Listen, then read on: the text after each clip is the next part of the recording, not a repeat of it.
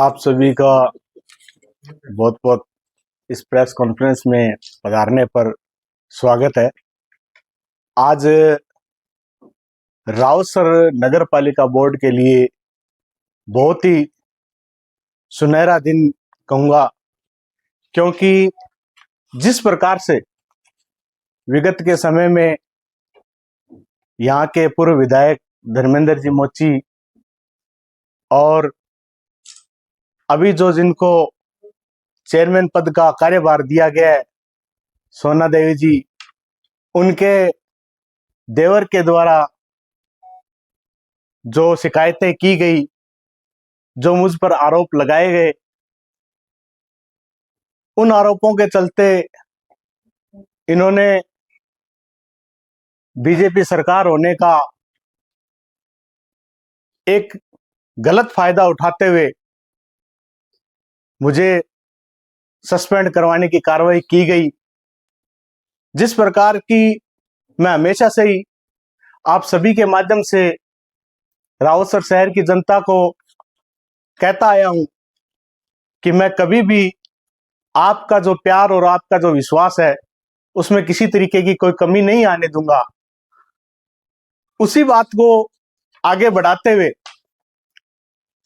राज्य सरकार के द्वारा, विधि विभाग द्वारा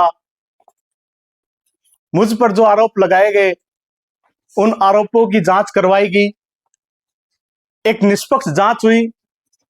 उस जांच में जो भी मुझसे सहयोग बना, मैंने जांच में पूर्ण सहयोग किया और सभी तथ्य,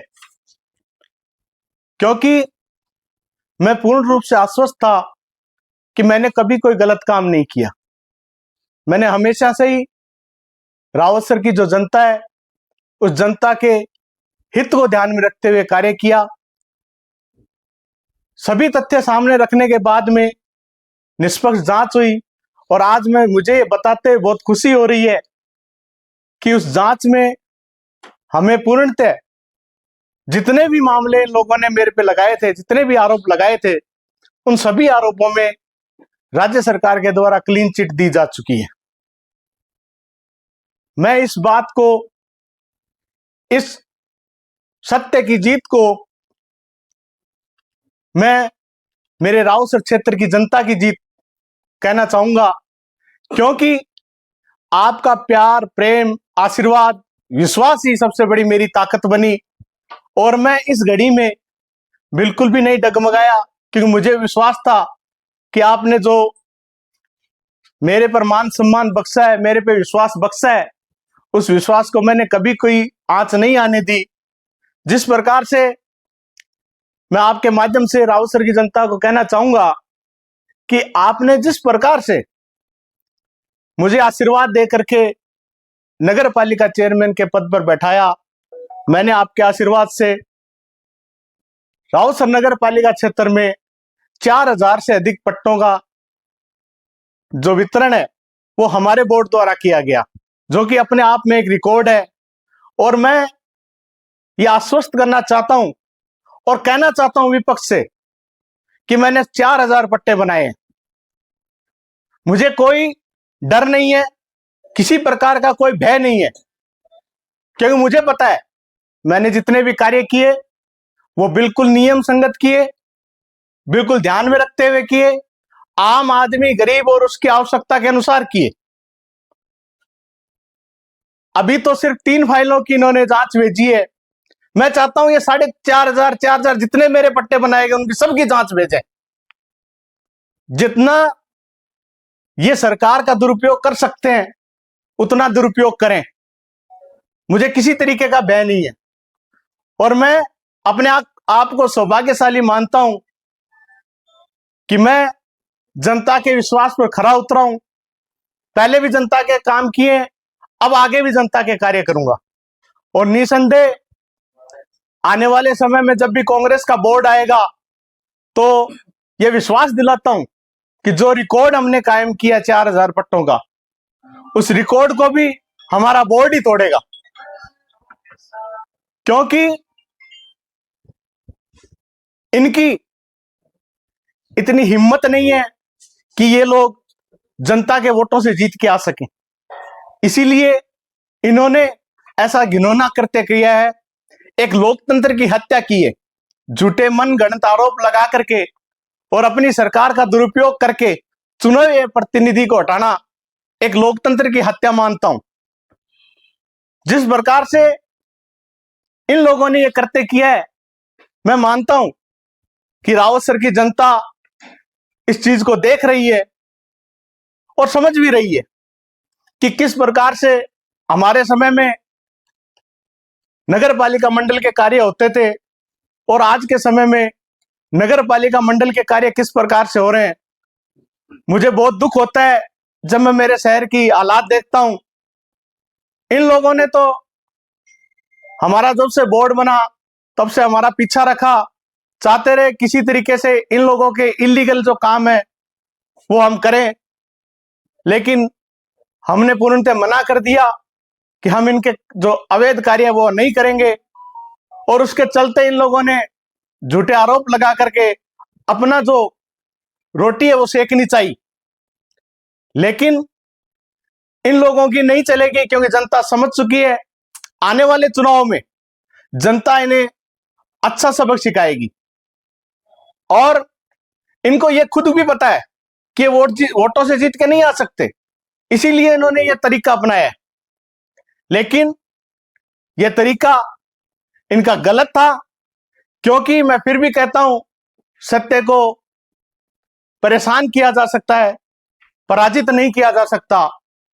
एक ना एक दिन जो सच्चाई होती है वो जनता के सामने आती है। और आज मुझे बहुत खुशी हो रही है कि हमने जो जनता का विश्वास जीता था उस विश्वास पर खरे उतरे, हमें मौका मिला है उस विश्वास को कायम करने का। क्योंकि अभी इन लोगों ने मेरे पर जो आरोप लगाए थे वो तो निराधार साबित हो गए, लेकिन इन लोगों की अगर बात की जाए, अब के बोर्ड की बात की जाए, तो अब के बोर्ड में बहुत सारे ऐसे भ्रष्टाचार के कार्य हैं जो भी हो रहे हैं। जैसे मैं कहना चाहूंगा कि आप जब से ये पर्ची वाले चेयरमैन बने हैं तब से जो नगर पालिका के अंदर कोटेशन के कार्य है उनको देखें, कितने अधिक मात्रा में कोटेशन के कार्य किए गए हैं इनके द्वारा। आपको अपने आप अंदाजा लग जाएगा भ्रष्टाचार किस चरम सीमा तक पहुंचा हुआ है। इसके अलावा जो लाइट का सामान का टेंडर हुआ है उस सामान के भी हम आपके सामने भविष्य में सारी लिस्टें ला करके रखेंगे, उसमें भी आपको भ्रष्टाचार देखने में मिल जाएगा। सबसे बड़ी बात यह मैं कहना चाहूंगा कि इन लोगों की कार्य करने की नीयत तो बिल्कुल नहीं है, क्योंकि अगर कार्य करने की नीयत से लोग 1% भी होते तो जहां हमने 4000 पट्टे बनाए हैं, इनके कम से कम 1% पट्टे तो बनते। लेकिन इनकी कार्य करने की नीयत नहीं थी, इन लोगों की सिर्फ अपनी जेबें भरने की नीयत है। इन लोगों का मंसूबा अपने पर जो कर्जा हुआ है उस कर्जे को भरने की मंसूबा है इनका। इसी मंसूबे के साथ ये लोग सत्ता को गलत तरीके से हत्या करके सीट पर बैठे हैं। जनता के सामने इनके समझ जो मुद्दे हैं, समझ जो इनकी बातें हैं, वो जनता आज महसूस कर रही है कि किस प्रकार से शहर के अंदर लाइट की व्यवस्था, जो स्ट्रीट लाइट की व्यवस्था होती है और सफाई की व्यवस्था होती है, जो कि एक बहुत ही बुनियादी व्यवस्थाओं में मानी जाती है।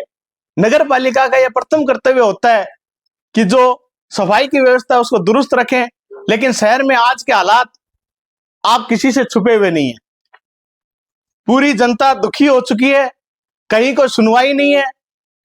मेरे तो यह भी सुनने में आ रहा है कि जी हम चेयरमैन के पास जाते हैं, चेयरमैन कहता है विधायक जी से मिलो, विधायक जी के पास जाते हैं, विधायक जी बोलते हैं गौतम जी से मिलो। अब समझ में नहीं आता कि चेयरमैन कौन है। लेकिन फिर एक बार एक बुजुर्ग आदमी ने, रावत सर के मेरे, उन्होंने कहा, मैंने कहा साहब ये आज तक नगर पालिका में ऐसा नहीं देखा जो चेयरमैन बना उसकी जवाबदेही बनती है। लेकिन उन्होंने मुझे बहुत अच्छा जवाब दिया, मैं आपके सामने साझा करना चाहूंगा। उन्होंने मेरे को कहा कि बेटा देखो, आप लोग वोटों से बने हो, आपकी जवाबदेही बनती है। वो वोटों से नहीं बने, उनकी जवाबदेही उतनी ही बनती है जितनी वो कर रहे हैं। तो मेरी जनता से गुजारिश है कि आगे आने वाले समय में इन लोगों को अपना आईना दिखाएं।